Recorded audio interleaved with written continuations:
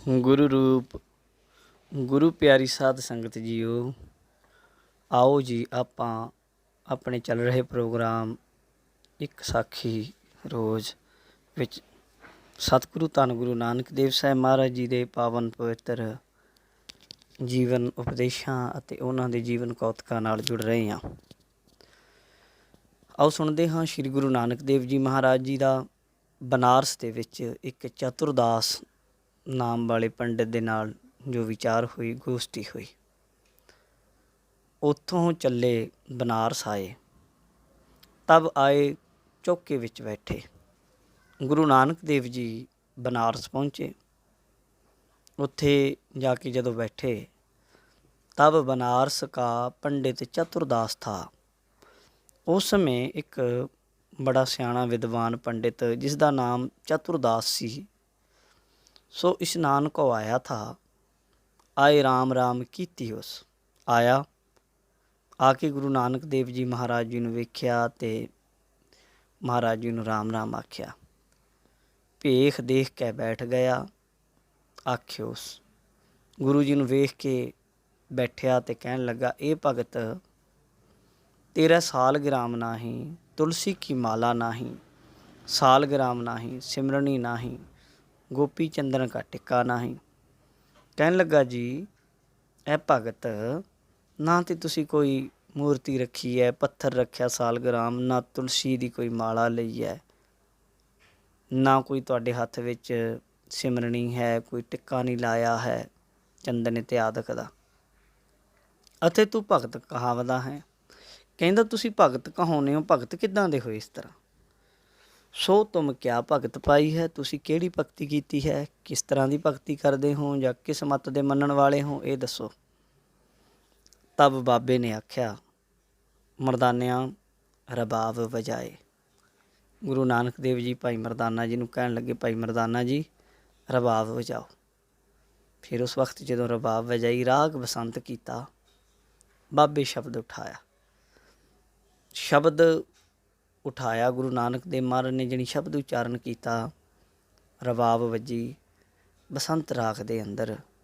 पहले पातशाह गुरु नानक देव जी महाराज जी का ये दूजे घर के अंदर शब्द आया जो गुरु ग्रंथ साहिब जी के 1170 अंग के उत्ते सुभाएमान है। की आख्या, महला पहला बसंत हिंडोल घर दूजा, साल ग्राम बिप पूज मनावो, सुकृत तुलसी माला।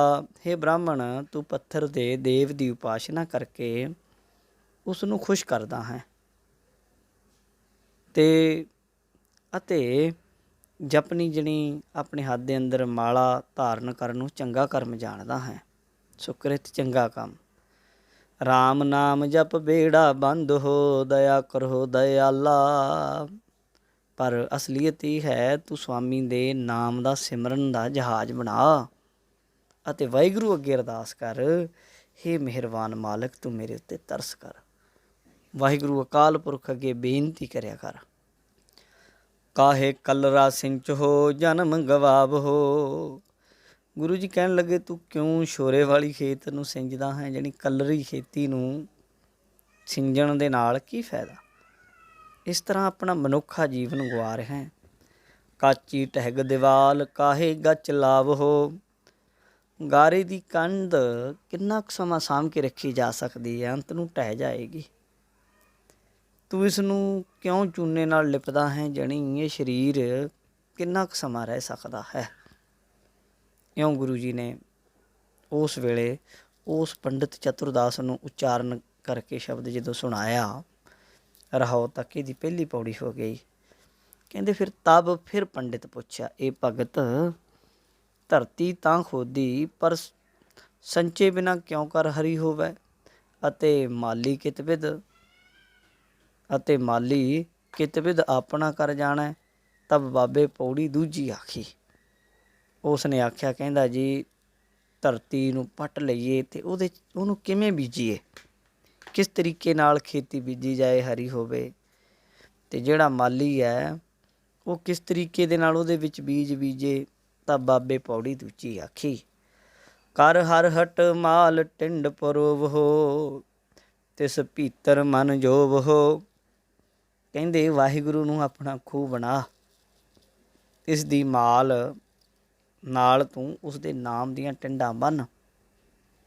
ਕਰ ਹਰ ਹਟ ਮਾਲ ਟਿੰਡ ਪਰੋਵੋ। ਇੱਕ ਮਾਲ ਹੁੰਦੀ ਹੈ ਉਹ ਜਿਹਦੇ ਨਾਲ ਟਿੰਡ ਬੰਨ੍ਹੀ ਜਾਂਦੀ ਹੈ, ਰੱਸਾ ਜਿਹਾ। ਕਹਿੰਦੇ ਨਾਮ ਦੀਆਂ ਟਿੰਡਾਂ ਬੰਨ੍ਹ। ਤਿਸ ਭੀਤਰ ਮਨ ਜੋਵੋ। ਮਨੂਏ ਨੂੰ ਉਸ ਨਾਲ ਬਲਦ ਦੀ ਤਰ੍ਹਾਂ ਜੋੜ, ਜਿਵੇਂ ਬਲਦ ਜੋੜੀਦਾ ਫਿਰ ਪਾਣੀ ਨਿਕਲਦਾ, ਉਹ ਹਰ ਹਟ ਘੁੰਮਦਾ ਫਿਰ ਇਉਂ। ਅੰਮ੍ਰਿਤ ਸਿੰਚੋ ਭਰੋ ਕਿਆਰੇ, ਤੋ ਮਾਲੀ ਕੇ ਹੋਵੋ। ਹੱਥੀਂ ਸੇਵਾ ਵਾਲੇ ਕੜਮਾਲੇ ਖੂਹ ਵਿੱਚ ਆਪਣਾ ਮਨ ਜੋ। ਆਤਮਿਕ ਜੀਵਨ ਦੇਣ ਵਾਲਾ ਨਾਮ ਜਲ ਸਿੰਜ, ਤੇ ਆਪਣੇ ਗਿਆਨ ਇੰਦਰੀਆਂ ਦੇ ਕਿਆਰੇ ਇਸ ਨਾਮ ਜਲ ਨਾਲ ਨੱਕਾ ਨੱਕ ਭਰ ਲੈ। ਇਹ ਬ੍ਰਾਹਮਣ, ਤਦੋਂ ਹੀ ਤੂੰ ਇਸ ਜਗਤ ਬਾਗ ਦੇ ਪਾਲਣਹਾਰ ਪ੍ਰਭੂ ਦਾ ਪਿਆਰਾ ਬਣੇਗਾ।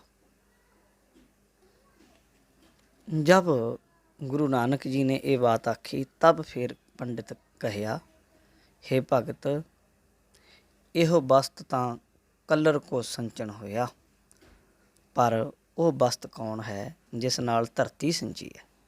ਜਿਹੜੀ ਤੁਸੀਂ ਉੱਤੇ ਸਮੱਗਰੀ ਦੱਸੀ ਹੈ ਕਿ ਕਲਰੀ ਧਰਤੀ ਨਾਮ ਜਲ ਦੇ ਨਾਲ ਸਿੰਚੀ ਜਾਏ, ਠੀਕ ਹੈ, ਪਰ ਉਹ ਕਿਹੜੀ ਵਸਤੂ ਹੈ ਜਿਹਦੇ ਨਾਲ ਧਰਤੀ ਨੂੰ ਸਿੰਜੀਏ ਅਤੇ ਪਰਮੇਸ਼ਰ ਮਿਲੇ। ਤਾਂ ਬਾਬੇ ਪੌੜੀ ਤੀਜੀ ਆਖੀ, ਜਦੋਂ ਉਹਨੇ ਆਖਿਆ ਮਹਾਰਾਜ ਜੀ ਦੇ ਨਾਲ ਪਰਮੇਸ਼ਰ ਮਿਲੇ ਔਰ ਅੰਦਰਲਾ ਮਨ ਸਿੰਜਿਆ ਜਾਏ, ਉਹਦੇ ਬਾਰੇ ਤੁਸੀਂ ਸਾਨੂੰ ਚਾਨਣ ਪਾਓ।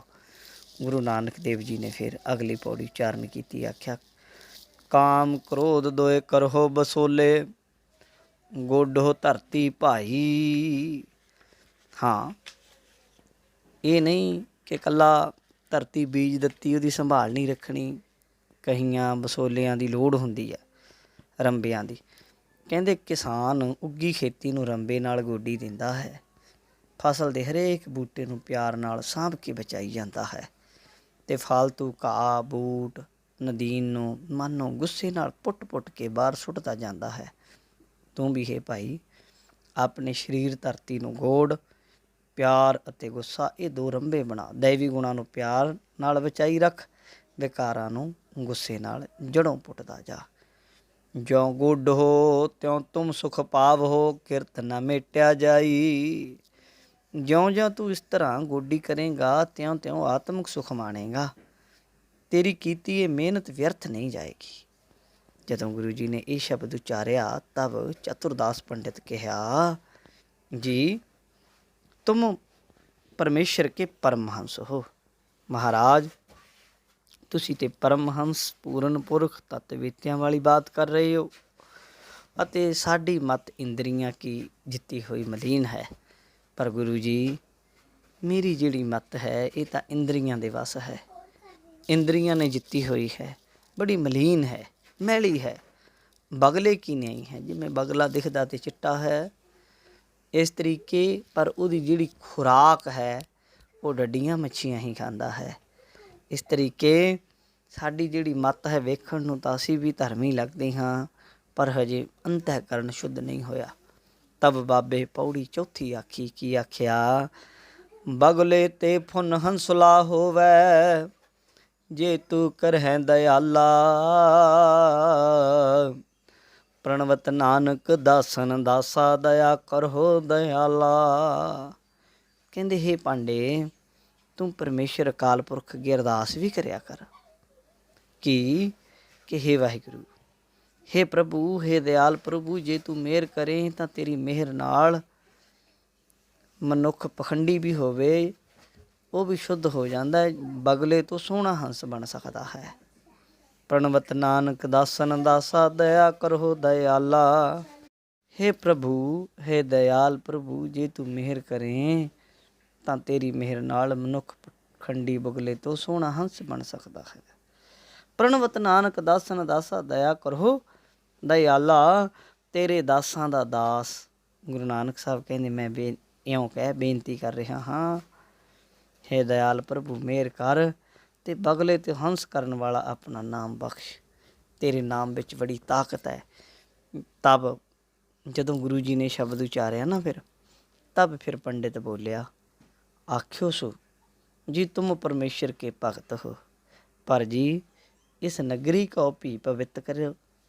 गुरु जी ਨੂੰ ਕਹਿਣ ਲੱਗਾ ਤੁਸੀਂ ਤੇ ਪ੍ਰਮਾਤਮਾ ਦੇ ਪਿਆਰੇ ਹੋ, ਇਸ ਨਗਰੀ ਨੂੰ ਵੀ ਪਵਿੱਤਰ ਕਰ ਦਿਓ। ਕੁਛ ਇਸਕਾ ਵੀ ਗੁਣ ਲੇਵ ਹੋ, ਕਹਿਣ ਲੱਗਾ ਜੀ ਇਹਦੇ ਵਿੱਚ ਵੀ ਕੋਈ ਗੁਣ ਹੈ, ਨਗਰੀ ਵਿੱਚ ਇਹ 'ਚੋਂ ਵੀ ਕੋਈ ਨਾ ਕੋਈ ਗੁਣ ਧਾਰਨ ਕਰ ਸਕਦੇ ਹੋ। ਤਬ ਗੁਰੂ ਨਾਨਕ ਪੁੱਛਿਆ ਤਿਸਕਾ ਗੁਣ ਕੈਸਾ ਹੈ। हे पंडित चतुरदास, इस नगरी विच केड़ा गुण है। तब पंडित कहिया जी इसका गुण विद्या है। महाराज इस काशी नगरी दे विच बनारस दे विच विद्या प्रदान है। जिस पढ़े ते रिद्ध आयर है, इनू पढ़ीए ते धन वढ़ाउंदा है, खजाने भर जाते हैं। जहाँ बैठो तहाँ संसार मन है। विद्या दे नाल जिथे मर्जी बैठ जाओ दुनिया मनदी है, पूजदी है, आदर दिंदी है, माण दिंदी है। इस मत्ते लाई ते महंत होवो। अगर मत विद्या वाल ला लो, किसी ना किसी डेरे का बंदा महंत बन जाता है, किसी थां दी गद्दी मिल जाती है। तब बाबा बोलिया शब्द बसंत विच। ये शब्द गुरु ग्रंथ साहिब जी के 1171 अंग उत्ते सुभाएमान है। बसंत हिंडोल महला पहला, राजा बालक नगरी काची, दुष्टा नाल प्यारो। हे पंडित, जे कोई विचार की गल करनी है ਤਾਂ ਇਹ ਸੋਚੋ ਕਿ ਸ਼ਰੀਰ ਨਗਰੀ ਇੱਕ ਤਰ੍ਹਾਂ ਦੀ ਨਗਰੀ ਮੰਨੋ, ਸ਼ਹਿਰ ਮੰਨ ਲਓ, ਪਰ ਇਹਦਾ ਰਾਜਾ ਹੈ ਜਿਹੜਾ ਆਗੂ ਹੈ ਉਹ ਬੜਾ ਅਣਜਾਣ ਜਾਣੀ ਮਨ ਹੈ। ਇਹ ਸ਼ਰੀਰ ਨਗਰ ਹੈ ਜਿਹੜਾ ਇਹ ਵੀ ਬੜਾ ਕੱਚਾ ਹੈ, ਬਾਹਰੋਂ ਵਿਕਾਰਾਂ ਦੇ ਹੱਲਿਆਂ ਦਾ ਟੱਕਰਾ ਕਰਨ ਜੋਗਾ ਨਹੀਂ, ਕਿਉਂਕਿ ਗਿਆਨ ਇੰਦਰੇ ਬੜੇ ਕਮਜ਼ੋਰ ਹਨ। ਫਿਰ ਅਗਲੀ ਗੱਲ, ਇਹ ਜਿਹੜਾ ਅਣਜਾਣ ਮਨ ਹੈ ਇਹਦਾ ਜਿਹੜਾ ਪਿਆਰ ਹੈ ਜਿਹੜਾ ਉਹ ਵੀ ਦੁਸ਼ਟਾਂ ਨਾਲ ਹੈ, ਜਿਨ੍ਹਾਂ 'ਤੇ ਵਿਸ਼ਵਾਸ ਨਹੀਂ ਕੀਤਾ ਜਾ ਸਕਦਾ, ਕਾਮ ਆਦਿਕ ਭੈੜੇ ਸਾਥੀਆਂ ਨਾਲ ਇਹਦਾ ਮੋਹ ਹੈ। ਦੋਏ ਮਾਈ ਦੋਏ ਬਾਪਾ ਪੜ੍ਹੀ ਹੈ ਪੰਡਿਤ ਕਰੋ ਵਿਚਾਰੋ। ਇਸ ਦੀਆਂ ਮਾਵਾਂ ਵੀ ਦੋ ਸੁਣੀ ਦੀਆਂ ਹਨ, ਬੁੱਧੀ ਅਤੇ ਅਵਿਦਿਆ। ਮਨ ਦੀਆਂ ਦੋ ਮਾਵਾਂ ਨੇ, ਇੱਕ ਬੁੱਧੀ ਹੈ, ਇੱਕ ਅਗਿਆਨਤਾ। ਦੋਏ ਮਾਈ ਦੋਏ ਬਾਪਾ ਪੜ੍ਹੀ ਹੈ ਅਤੇ ਦੋ ਇਹਦੇ ਪਿਓ ਹੈ। ਇਸ ਦੇ ਪਿਓ ਵੀ ਦੋ ਦੱਸੀ ਦੇ ਪਰਮਾਤਮਾ ਅਤੇ ਮਾਇਆ। ਇਹ ਇਹਨਾਂ ਦੋਵਾਂ ਦੇ ਵਿੱਚ ਵਿਹੜਿਆ ਜੀਵ ਆਤਮਾ। ਪੰਡਿਤ ਕਰੋ ਵਿਚਾਰੋ। ਆਮ ਤੌਰ 'ਤੇ ਇਹ ਅਣਜਾਣ ਮਨ ਅਵਿਦਿਆ ਅਤੇ ਮਾਇਆ ਵਿਹੜੇ ਜੀਵ ਆਤਮਾ ਦੇ ਢਹੇ ਚੜ੍ਹਿਆ ਰਹਿੰਦਾ ਹੈ। ਇਹ ਬੁੱਧੀ ਅਤੇ ਪਰਮਾਤਮਾ ਵਾਲੀ ਬੁੱਧੀ ਜਿਹੜੀ ਅਸਲੇ ਦੀ ਮਾਂ ਹੈ, ਪਰਮਾਤਮਾ ਜਿਹੜਾ ਅਸਲੇ ਦਾ ਪਿਓ ਹੈ, ਉੱਧਰ ਨੂੰ ਨਹੀਂ ਇਹ ਜਾ ਰਿਹਾ, ਉਹਦੀ ਵਿਚਾਰ ਕਰਨੀ ਹੈ। ਸੁਆਮੀ ਪੰਡਿਤਾ ਤੁਮ ਦੇਹੋ ਮਤੀ। ਹੇ ਸੁਆਮੀ, ਹੇ ਪੰਡਿਤ ਜੀ ਮਹਾਰਾਜ, ਤੁਸੀਂ ਤਾਂ ਹੋਰ ਤਰ੍ਹਾਂ ਦੀ ਸਿੱਖਿਆ ਦੇ ਰਹੇ ਹੋ। ਹੇ ਪੰਡਿਤ ਸਾਹਿਬ, ਤੂੰ ਵੀ ਕੋਈ ਇੱਦਾਂ ਦੀ ਸਿੱਖ ਮੱਤ ਦੇ ਕਿ ਕਿਨ ਵਿਧ ਪਾਵੋ ਪ੍ਰਾਨਪਤੀ। ਹੇ ਪੰਡਿਤ, ਅਜਿਹੀ ਦਿੱਤੀ ਮੱਤ ਨਾਲ ਤੂੰ ਆਪੇ ਹੀ ਦੱਸ ਵੀ ਪਰਮਾਤਮਾ ਵਾਹਿਗੁਰੂ ਨੂੰ ਪਾਇਆ ਜਾ ਸਕਦਾ? ਨਹੀਂ ਪਾਇਆ ਜਾ ਸਕਦਾ। ਭੀਤਰ ਅਗਨ ਬਨਾਸਪਤ ਮੌਲੀ ਸਾਗਰ ਪੰਡੈ ਪਾਇਆ। ਸਰੀਰ ਦੇ ਅੰਦਰ ਵਿਕਾਰਾਂ ਦੀ ਅੱਗ ਮੱਚੀ ਹੋਈ ਹੈ, ਜਵਾਨੀ ਵੀ ਲਹਿਰਾਂ ਲੈ ਰਹੀ ਹੈ, ਜਿਵੇਂ ਹਰੀ ਭਰੀ ਬਨਸਪਤੀ ਦੇ ਅੰਦਰ ਅੱਗ ਲੁਕੀ ਰਹਿੰਦੀ ਹੈ। ਮਾਇਕ ਵਾਸ਼ਨਾ ਦਾ ਸਮੁੰਦਰ ਇਸ ਸਰੀਰ ਦੇ ਅੰਦਰ ਠਾਠਾਂ ਮਾਰ ਰਿਹਾ ਹੈ। ਮਾਨੋ ਸਮੁੰਦਰ ਵਿੱਚ ਇੱਕ ਪਿੰਡ ਵਿੱਚ ਲੁਕਿਆ ਪਿਆ ਹੈ ਇਹ ਸਰੀਰ ਵਿੱਚ ਵਾਸ਼ਨਾਵਾਂ ਦਾ। ਸੋ ਸਿੱਖਿਆ ਤਾਂ ਉਹ ਚਾਹੀਦੀ ਹੈ ਜੋ ਇਸ ਅੰਦਰਲੇ ਹੜ੍ਹ ਨੂੰ ਰੋਕ ਸਕੇ। ਚੰਦ ਸੂਰਜ ਦੋਏ ਘਰ ਹੀ ਭੀਤਰ ਐਸਾ ਗਿਆਨ ਨ ਪਾਇਆ।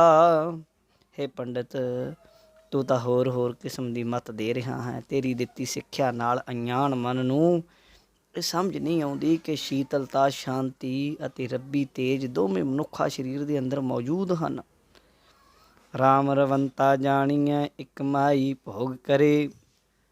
ਉਹੀ ਮਨੁੱਖ ਪਰਮਾਤਮਾ ਦਾ ਸਿਮਰਨ ਕਰਦਾ ਸਮਝਿਆ ਜਾ ਸਕਦਾ ਹੈ ਜੋ ਬੁੱਧੀ ਅਤੇ ਅਵਿਦਿਆ ਦੋ ਮਾਵਾਂ ਵਿੱਚੋਂ ਇੱਕ ਮਾਂ ਅਵਿਦਿਆ ਨੂੰ ਮੁਕਾ ਦੇਵੇ।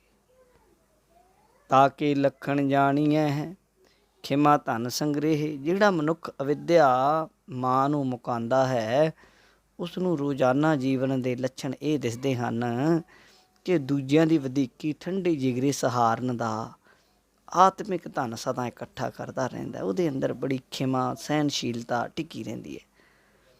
ਕਹਿਆ ਸੁਣੈ ਨਾ ਖਾਇਆ ਮਾਨੈ ਤਿੰਨਾ ਹੀ ਸੇਤੀ ਵਾਸਾ। ਇਨਸਾਨੀ ਮਨ ਬੇਵਸ ਹੈ।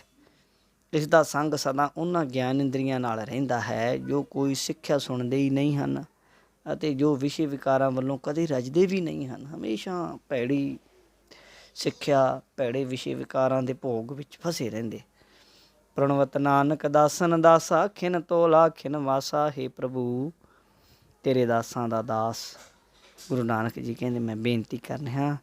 ਇਹੀ ਕਾਰਨ ਹੈ ਕਿ ਇਹ ਮਨ ਕਦੇ ਤੋਲਾ ਹੋ ਜਾਂਦਾ ਹੈ, ਖਿਨ ਵਿੱਚ ਤੋਲੇ ਵਾਂਗੂ 12ਵਾਂ ਹਿੱਸਾ, ਅਤੇ ਕਦੇ ਮਾਸਾ ਰਹਿ ਜਾਂਦਾ ਹੈ। ਕਦੇ ਮੁਕਾਬਲਾ ਕਰਨ ਦੀ ਹਿੰਮਤ ਕਰਦਾ ਹੈ ਅਤੇ ਕਦੇ ਘਬਰਾ ਜਾਂਦਾ ਹੈ।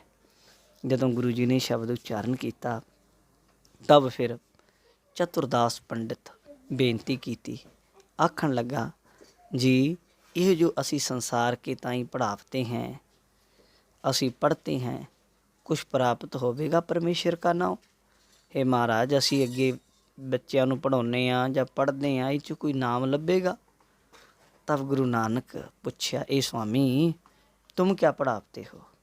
ਇਹ स्वामी ਜੀ ਤੁਸੀਂ ਕੀ ਪੜ੍ਹਾ ਰਹੇ ਹੋ ਭਲਾ? ਔਰ ਕਵਨ ਵਸਤ ਸੰਸਾਰ ਯੁਗ ਪੜ੍ਹਾਏ ਦੇ ਹੋ? ਦੱਸੋ ਕਿਹੜੀ ਚੀਜ਼ ਹੈ ਜਿਹੜੇ ਸੰਸਾਰ ਦੇ ਲੋਕਾਂ ਨੂੰ ਪੜ੍ਹਾ ਰਹੇ ਹੋ? ਔਰ ਕਿਆ ਵਿਦਿਆ ਪੜ੍ਹਾਵਤੇ ਹੋ? ਕਿਹੜੀ ਵਿਦਿਆ ਹੈ? ਉਹਦੇ ਵਿੱਚ ਕਿਸ ਵਿਸ਼ੇ ਦੇ ਸੰਬੰਧ ਵਿੱਚ ਗੱਲ ਹੋ ਰਹੀ ਹੈ? ਚਾਟੜਿਆਂ ਯੋਗ ਆਪਣੇ ਵਿਦਿਆਰਥੀਆਂ ਨੂੰ ਤਬ ਪੰਡਿਤ ਕਿਹਾ, ਜੀ ਵਚਨ ਪਾਰ ਬ੍ਰਹਮ ਕੇ ਸਿਉ। हे ਮਹਾਰਾਜ, हे ਗੁਰੂ ਨਾਨਕ ਦੇਵ ਮਹਾਰਾਜ, ਆਪ ਜੀ ਕਿਰਪਾ ਕਰਕੇ ਅਸੀਂ ਤੁਹਾਨੂੰ ਦੱਸ ਰਹੇ ਹਾਂ ਕਿ ਪਹਿਲੀ ਪੱਟੀ ਪੜ੍ਹਾਵੋ ਸੰਸਾਰ ਯੋਗ। ਮਹਾਰਾਜ ਅਸੀਂ ਤੇ ਜੋ ਪੜ੍ਹਾਉਣੇ ਆ ਉਹ ਤਾਂ ਦੁਨਿਆਵੀ ਵਿੱਦਿਆ ਹੈ, ਪਰ ਤੁਸੀਂ ਐਸੀ ਵਿੱਦਿਆ ਪੜ੍ਹਾਓ ਜਿਹਦੇ ਨਾਲ ਪਰਮਾਤਮਾ ਰੱਬ ਨਾਲ ਸਾਡੀ ਸਮਝ ਮੱਤ ਜੁੜ ਜਾਏ। ਤੁਸੀਂ ਸਾਨੂੰ ਅਸਲ ਵਿੱਦਿਆ ਦੱਸੋ। ਤਬ ਬਾਬਾ ਬੋਲਿਆ, ਰਾਮਕਲੀ ਮਹੱਲਾ ਪਹਿਲਾ ਦੱਖਣੀ ਓਂਕਾਰ। ਓਂਕਾਰ ਬ੍ਰਹਮਾ ਉਤਪਤ। ਸਭ ਤੋਂ ਪਹਿਲਾਂ ਓਂਕਾਰ ਪਰਮਾਤਮਾ ਜੀ ਤੋਂ ਬ੍ਰਹਮਾ ਪੈਦਾ ਹੋਇਆ। ਓਂਕਾਰ ਕੀਆ ਜਿਨ ਚਿੱਤ, ਓਂਕਾਰ ਸੈਲ ਜੁਗ ਭਏ, ਓਂਕਾਰ ਵੇਦ ਨਿਰਮਏ, ਓਂਕਾਰ ਸ਼ਬਦ ਉਧਰੇ, ਓਂਕਾਰ ਗੁਰਮੁਖ ਤਰੇ, ਓਨਮ ਅੱਖਰ ਸੁਣੋ ਵਿਚਾਰ, ਓਨਮ ਅੱਖਰ ਤ੍ਰਿਭਵਨਸਾਰ। ਸੁਣ ਪਾਂਡੇ ਕਿਆ ਲਿਖੋ ਜੰਜਾਲਾ, ਲਿਖ ਰਾਮ ਨਾਮ ਗੁਰਮੁਖ ਗੋਪਾਲਾ। ਗੁਰੂ ਜੀ ਨੇ ਆਖਿਆ ਪਰਮਾਤਮਾ ਓਂਕਾਰ ਉਹੀ ਹੈ, ਇੱਕੋ ਹੀ ਹੈ। ਉਹ ਤੋਂ ਸਭ ਦੇਵੀ ਦੇਵਤੇ, ਸਭ ਪਹਾੜ ਧਰਤੀ ਪੈਦਾ ਹੋਏ। ਜਿਹਨੇ ਵੀ ਉਹਨੂੰ ਜਪਿਆ ਉਹ ਨਿਰਮਲ ਹੋ ਗਏ। ਗੁਰਮੁਖਾਂ ਨੂੰ ਨਾਮ ਓਂਕਾਰ ਨੇ ਤਾਰਿਆ। ਇਸੇ ਦੀ ਵਿਚਾਰ ਕਰੋ। ਇਹ ਤਿੰਨੇ ਲੋਕਾਂ ਦਾ ਅਸਲ ਸਾਰ ਹੈ। ਇਹ ਪੰਡਿਤ ਕਿਹੜੇ ਜੰਜਾਲ 'ਚ ਫਸ ਗਏ?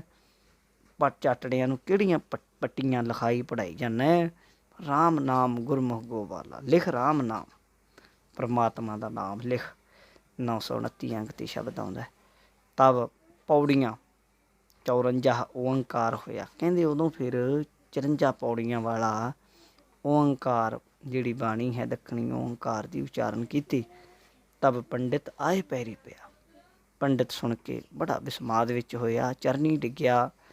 9 ਤਰੀਕ ਸਿੱਖ ਹੋਇਆ ਗੁਰੂ ਜੀ ਦਾ। ਫਿਰ 9 ਤਰੀਕ ਹੋਇਆ ਜਾਣੀ ਚਰਨਾਮ੍ਰਿਤ ਉਹਨੇ ਲਿਆ, ਸਿੱਖ ਬਣਿਆ। ਗੁਰੂ ਗੁਰੂ ਲੱਗਾ ਜਪਣ। ਫਿਰ ਗੁਰੂ ਜੀ ਦਾ ਦਿੱਤਾ ਗੁਰਮੰਤਰ ਜਪਣ ਲੱਗਾ। ਤਬ ਬਾਬਾ ਜੀ ਉੱਥੋਂ ਰਵਦੇ ਰਹੇ। ਗੁਰੂ ਨਾਨਕ ਦੇਵ ਮਹਾਰਾਜ ਉੱਥੇ ਫਿਰ ਉਹਨੂੰ ਉਪਦੇਸ਼ ਦੇ ਕੇ ਪੰਡਿਤ ਚਤੁਰਦਾਸ ਨੂੰ ਫਿਰ ਅੱਗੇ ਚੱਲਦੇ ਰਹੇ। ਅੱਗੇ ਮਾਨਵਤਾ ਦੇ ਭਲੇ ਦੇ ਲਈ ਗੁਰੂ ਨਾਨਕ ਦੇਵ ਜੀ ਮਹਾਰਾਜ ਚੱਲ ਪਏ। ਤਾਂ ਇਸ ਤਰੀਕੇ ਗੁਰੂ ਜੀ ਨੇ ਭਲਾ ਕੀਤਾ। ਬੋਲੋ ਜੀ ਵਾਹਿਗੁਰੂ, ਬੋਲੋ ਜੀ ਵਾਹਿਗੁਰੂ।